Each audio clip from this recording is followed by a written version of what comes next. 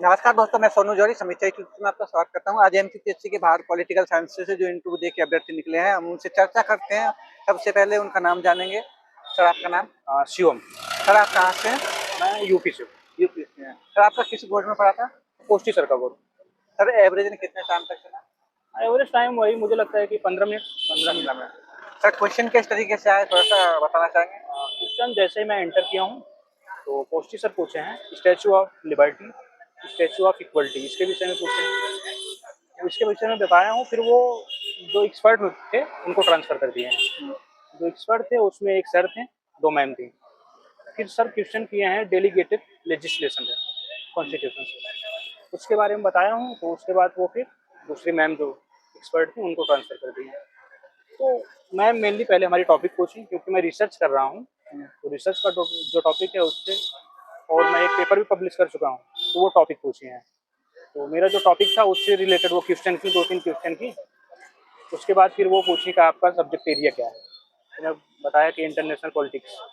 तो international politics में फिर नेशनल पावर और मॉर्गन थाऊ का क्या कोटेशन है उनकी बुक्स, इस विषय में थोड़ा डिस्कशन हुआ। उसके बाद वो मैम फिर दूसरी मैम को ट्रांसफ़र कर दी। दूसरी मैम फिर बोली कि थोड़ा इंडियन फिलॉसफी पे हो जाए डिस्कशन। तो इंडियन फिलॉसफी में वो पूछी कि आप क्या पढ़ें। मैं बोला कि मैम मनु एंड कौटिल्य जो एंशिएंट इंडियन फिलॉसफी है। तो वो धर्म नीति, दंड नीति, इससे रिलेटेड क्वेश्चन की।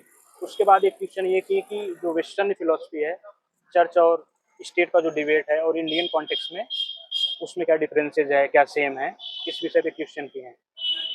उसके बाद वो एक क्वेश्चन ये किए हैं, 2 तलवारों का सिद्धांत ऑगस्टाइन का, वो क्वेश्चन किए हैं। फिर उसके बाद वो लास्ट क्वेश्चन है, बोले कि ठीक है जाइए। अच्छा। सर, करंट से कोई क्वेश्चन रिलेट किया था आपसे? करंट से कुछ नहीं था, वही जो पूछे स्टैचू ऑफ इक्वलिटी और स्टैचू ऑफ लिबर्टी। तो पोस्टी सर इंटर करते ही वही पूछे कि क्या है, क्यों है, यही चीजें। मतलब उसी के बेसिस में चला गया। हाँ, बाकी करंट से और कोई क्वेश्चन नहीं था। सर, जैसे आप यूपी से हैं, तो आप एमपी के परिप्रेक्ष्य में कोई एमपी की राजनीति या एमपी का कोई करंट या नहीं, कुछ एमपी नहीं। की कोई विधानसभा से कोई क्वेश्चन? एमपी से रिलेटेड कोई क्वेश्चन नहीं था, कोई क्वेश्चन नहीं बना? केवल सब्जेक्ट। और जैसे भारतीय संविधान से कोई क्वेश्चन बना, स्पेशली कोई क्वेश्चन भारतीय जैसे? संविधान से कुछ नहीं, केवल एक क्वेश्चन वही था, डेलीगेटेड लेजिस्लेशन का प्रदत्त विधायन, वही था और कोई क्वेश्चन नहीं कॉन्स्टिट्यूशन से।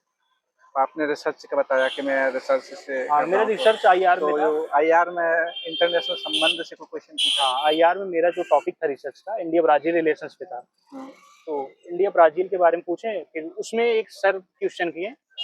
सर पूछे थे कि ब्राजील तो हमारा जो चीनी प्रोडक्शन है इंडिया में, उस पे सब्सिडीज वगैरह को लेके डब्ल्यूटीओ बार-बार मैटर उठाता है। तो मैं बोला कहाँ सर ये चैलेंजेस हैं, इस पे थोड़ा डिस्प्यूट है, लेकिन बहुत से ऐसे एरियाज हैं जहाँ पे पॉसिबिलिटी है कोऑपरेशन की और हो भी रहा है। कोई ऑर्गेनाइजेशन? ऑर्गेनाइजेशन मेरा, मैं एक पेपर लिखा हूँ G20 पे। तो G20 से रिलेटेड पूछे थे। 2 समिट हुई थी इंडिया में और ब्राजील में, 23 और 24 का। दोनों समिट से? दोनों समिट पे मेरा पेपर का टॉपिक वही था। तो रिलेट करके बताना था कि दोनों का जो लीडरशिप था उसमें डिफरेंसेस क्या थे, इश्यूज क्या थे, किन मुद्दों पे बात हुई, यही सारी चीज।